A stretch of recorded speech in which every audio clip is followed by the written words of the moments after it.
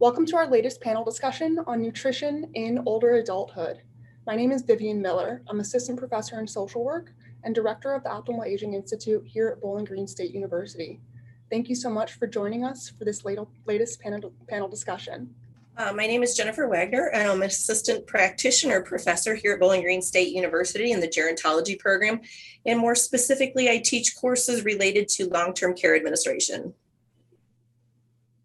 I'm Laura Brubaker. I'm an assistant clinical professor at Bowling Green State University as well. I am also currently transitioning into the Dietetic Internship Director role. So my new role is to help students into the next stage of their dietetic internship and become dietitians. So a very exciting thing, very exciting part of the education.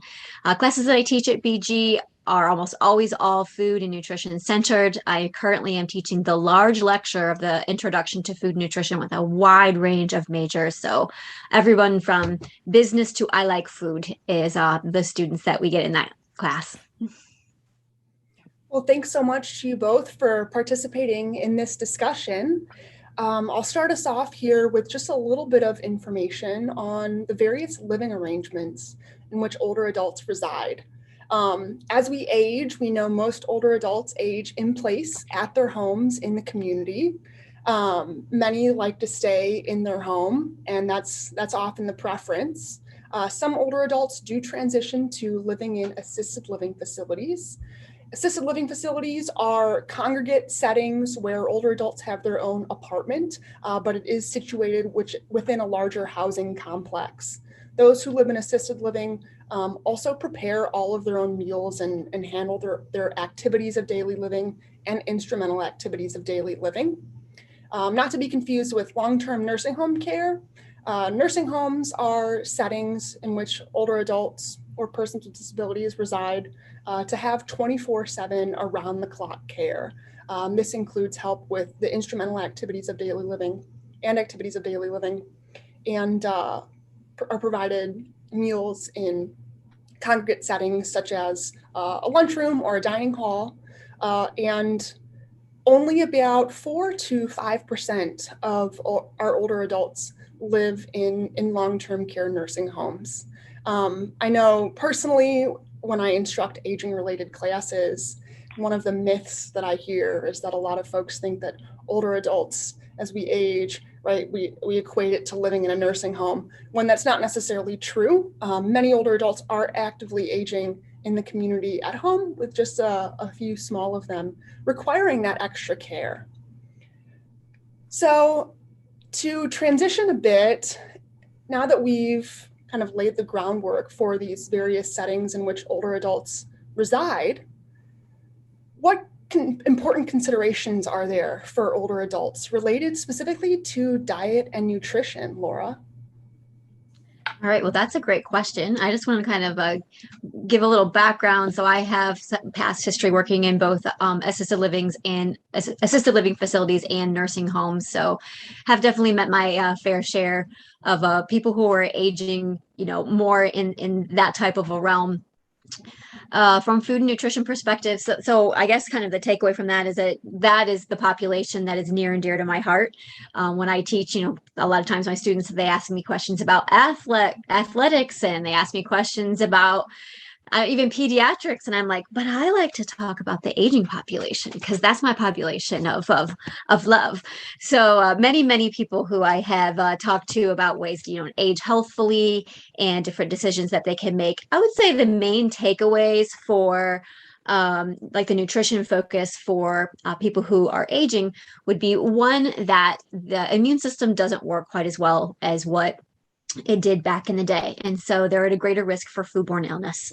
So definitely want to make sure to reheat those leftovers and to, being mindful of food preparation techniques and that type of thing. So I would say that would be my first and foremost, just to kind of, keep a handle on the fact that foodborne illness would be more predisposed in that population. Another one is making sure to hit protein. Most Americans already hit all the protein that they need and then some in excess. Populations that could potentially be at risk would be those who have food insecurity issues. So maybe they're not buying the meat and maybe making lasagna, but not putting the beef in it. lots of different reasons why they might, kind of pick and choose what's a less expensive or a bit more expensive item. Another really large reason, kind of thing to think about is dentition, or, the state of people's teeth. It's a little hard to chew meat when, especially, depending on the way that it's cooked and that type of thing. So sometimes people can not hit their protein need if they would have poor dentition. Another one would be with lactose intolerance. So people would perhaps avoid milk products because of lactose intolerance. Not to be confused with a milk allergy. They're not the same thing. So if a person has lactose intolerance, they can still consume small amounts of dairy and then kind of reteach that gastrointestinal tract to make the enzyme in order to break down that milk and be able to consume all of the good stuff that's in milk. Minerals of concern would be particularly calcium, especially for women, and iron, which can have some, interacting effects even with medications, and too much iron supplements might even block the uptake of other minerals. So I always teach my students, more is not more. Less, just because something says it's 100% of the daily need of something, you wouldn't want to say, oh, well, then 200% is better. That's just not the case. So, if supplements were something, and even herbals were something that was being consumed, to be mindful of what the recommendation is. And then sodium is actually on the flip side. So all populations generally consume too much sodium. It's just kind of a avenue of what our food is like. When my dad always says, I cook with my car keys, and when you cook with your car keys, that food is going to be a little bit higher in sodium. Not a little bit, a lot higher in sodium. Other than that, vitamins of concern, B12, which is a vitamin that is only derived from meat products. And if a person has decreased hydrochloric acid, which is what helps break down foods in their stomach, that's very common in the aging population. So that vitamin could be at risk. Vitamin E is an antioxidant. So that one is easily found in oils. And so we don't usually have a deficiency in vitamin E, but because of its antioxidant effects, it helps combat cellular damage, and then helps a person age a little bit more healthful. And then I think I'll just close real quickly with, I feel like, as a dietitian, people are like, write me a diet. I'm like, okay, dietitians don't write people diets. We make recommendations and say, make little changes that can make a big impact, and, make little changes that can become habitual. And you'll go through the whole spiel and people will be like, okay, I got it. No diet. Will you write me a diet? And it's like, okay, back to square one. So if that is the case, the recommendation that I generally make is the Mediterranean diet. So those resources can be found on, I think it's myplate.org, where the focus is on those mono and unsaturated fats, which we call the healthy fats. Very little meat, or, lean meats when they do.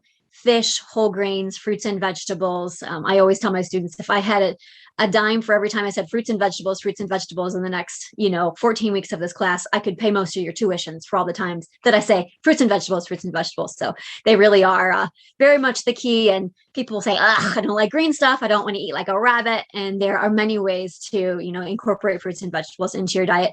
And then you don't have to feel like a bunny rabbit in the meantime. So that's about all I can think of right now. So thanks so much for sharing that. That's really interesting, particularly about the protein aspect. I think that's a huge myth about, meat, more protein, more meat. When I think lifestyles nowadays look different than they did, hundreds of years ago, hunter and gatherer, et cetera. So thanks for sharing all that. I know we talked about kind of circling back to our various living arrangements. Jennifer, do you have any tips and ideas on how nutrition varies for those, or can vary a bit for those in assisted livings or long-term care? Sure. As we mentioned earlier, about 95% of older adults are living at home in their own homes, and certainly they have more options for their food preferences. I'll go with food preferences because, you go to the grocery store, you buy what you like. So you get to eat what you like. You get to eat when you want and how often you want, or as little as you want. And so that can change a little bit as people move throughout the continuum of care. If we have someone who's been living at home, but then maybe they move to an independent living facility, most of the time in an independent living facility, they're arranging for their own meals. They might be able to have meals provided by that facility, but it varies so much from community to community. Not all independent living facility communities, not all assisted living communities are required to provide meals to their residents. So that can change a little bit. And so as someone is looking to move throughout the continuum of care, maybe downsize from being at home to an independent living, most people do that because, they don't want to deal with shoveling snow or cutting their grass or things like that. But you really need to look at what are the meal options that are available. Do you need to go to the grocery store yourself? Do they have home delivered groceries? Do you need to do most of the cooking yourself? So that's something that you have to be really careful about. And those are the questions that you need to ask when you're looking at those communities. When you're looking at assisted living, same thing. There are no national or federal regulations for assisted living. So some assisted living facilities may be more of a social model. Some may be a medical model. If they're a medical model, there are likely to be more dietary options available. So if we have someone who may need a dysphagia diet or someone who has a no concentrated sweets. But again, that's not something that all assisted livings, they're not required to provide those. The rules, the licensure, the regs are all very different. And again, it depends if it's more of a social model or a medical model. So those are good questions to ask when looking at those communities. How many meals a day? How much do those meals charge? What if I don't want to go down to the dining room and I want to stay in my room? What if I don't feel well? What are the fees attached to that? And just knowing, as a nursing home administrator, I'll tell you, I think the dietitian and the dietary managers, they have a tough job because you've got 100 different nursing home residents or assisted living residents with 100 different food preferences. Some like seasoning, some don't, some like spicy, some don't. That's a tough job. It's tough trying to meet the needs of all those residents and what their food preferences are. But then of course, switching to the higher level of care, going to the skilled nursing facilities. Now, of course, they're required by law, federally and by the state, to provide 3 meals a day and various snacks in between and supplements and things like that. So if you have various dietary needs, such as you need a low protein diet, or you need a high protein diet, or no concentrated sweets, or dysphagia diets because you have swallowing disorders, certainly nursing homes are able to accommodate that, and they are required by law to accommodate that. But again, that's tough job trying to meet the needs of all those residents, and who likes Taco Tuesday, or who likes Polish pierogies, or that sort of thing. But I think one of the things, going back into the community, we see so many different food options. Obviously, if you're living in your own home and you have the transportation, or you have family, friends, a support network that can bring food into the house, or you're really good at calling DoorDash, which, as Laura mentioned, DoorDash probably isn't the best because, we're getting a lot of sodium and a lot of stuff in the food that probably isn't as healthy for us. But we need to be looking too, if we're not able to cook as much, if we're not able to drive, or we don't have people bringing us food, what are our options for getting good, healthy, nutritious meals? And in many cases, we have a lot of the home delivered meals programs that are available through various hospitals, through the senior centers. We also have the senior centers, which serve as congregate meal sites. Most of the senior centers serve at least a lunch meal. Many of them serve an evening meal. I don't know of too many that have breakfast, but I know when I was a senior center director, we had the coffee, donuts, that sort of thing. Not a lot of nutritional value there, but it was great for socialization. So those are a lot of different options for people that don't have transportation to get to the grocery store, or if they're not able to cook, but they want to stay independent at home. And all of those meals that are delivered to the homes and those that are delivered by the senior centers, if you're able to go there in person, they all have to meet the ADA requirements. They follow the My Pyramid and the My Plate and all of that good stuff. So you're getting good nutritional quality from either one of those entities. That's really comprehensive, and I like how you mentioned kind of the continuum of care. One word that really stuck out to me was options, and having options and knowing what options are. I know a lot of times when folks think of nutrition, it can be kind of bundled in with staying active and kind of just lifestyle generally. How is it all interrelated? And are there any steps to staying active and having a really nutritious overall lifestyle, Laura? Yeah, it is tremendously interrelated. And I always like to give little anecdotal stories as well. And I specifically remember that I had a resident who was admitted to the nursing home for skilled nursing care. And it was a person who was in their, like, I think they were in their late 70s, if not early 80s, and they had fallen off of a bike and broken their hip. And as I was reading through their history and physical in order to do the assessment, one of the things that I came across was that it said that the person was known as a neighborhood ambulator. And I was like, what is a neighborhood ambulator? And, break down your medical terminology. And I realized he walks all over his neighborhood. That person was in and out of that nursing home in 2 shakes. I didn't even have enough time to do a full assessment. He was walking out the door. And I mean, I will never ever forget thinking about how that active lifestyle, keeping those, the calcium, pounded into those bones by the physical activity, keeping, active. The key to activity is do what you love, do what you like, find a buddy. A buddy is just a fantastic, and it can be in this day and age with the Zooming and whatnot, if we can get people connected in that way. And there's all these different clubs and these walking, the things that people can do, whatever you like. Our family we like to bike, and we actually go up to the stadium and we do the stairs because I think we might be a little on the I'm not sure side. But man, the activity, that the muscles that we're building as a result of doing that makes a huge difference. So I would say, and I also think too that when you have someone that you hold them accountable and they hold you accountable for doing activities together, that maybe you're having that, I'd rather just sit here and drink coffee and scratch the kitty on the ears. And then your buddy's like, nope, we said we were going at 5, get your shoes on, let's go. And like I said, that buddy can be anybody, and it can be however you connect with people. Yeah, I like that it can be as simple as just walking around the neighborhood. I like that, the neighborhood ambulator. You mentioned senior centers, Jennifer, and senior centers not only have the nutrition programs, but also have activity programs, chair yoga. Maybe there's group walks. Maybe they're having or hosting other activities throughout the community. Are there any other resources available that you think are particularly important for older adults to get plugged into kind of this nutrition and this healthy lifestyle? Well, and I think, as we mentioned, the more active the person is, the healthier they're going to be. But I think also increasing a person's activity level, whether it's through activities at the senior center or silver sneakers programs at the YMCAs, or even here at BGSU at our rec center. I think a lot of those help us to increase our appetite, because if we're just sitting at home and we're not as active and we're not moving around as much, we're not likely to eat as much, or maybe we're just, picking on, sweets or, lots of carbs, high sugars, that kind of thing. But I think socialization plays a huge role, and whether that's at the senior center or it's at one of your faith-based organizations, or, we know a lot of our older adults are volunteers. They're very active in the community. I think it's really hard to find any socialization activity where there's not some sort of goodies.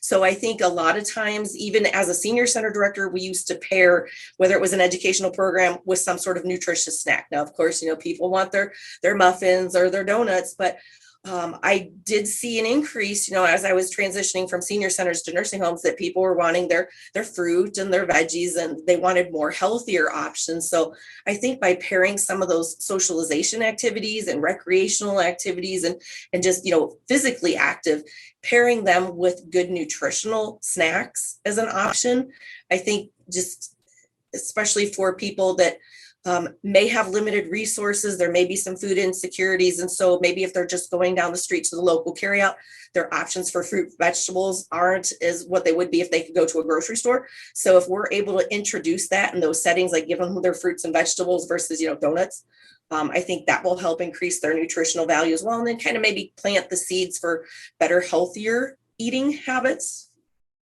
Yeah, Jennifer, I was definitely agree with the socialization being such a key part of it, especially when you think about volunteering on the front side. Will really, heaven forbid, if something were to happen, a fall or, something where a person would be laid up for a while, because they had that additional activity in their life, more likely, like our neighborhood ambulator, would recover more quickly and have a better outcome. And it can be frustrating when those types of health issues occur, However, if they've got that network already, kind of built in place, then it helps. Once again, that socialization comes into play with healing in the situation where something would maybe go a little sideways. Also, farmers markets. I was thinking that one too. The farmers markets are food for thought in the Toledo area. Any religious affiliated or community affiliated, whatever a person's preference is. There are so many activities, socialization activities.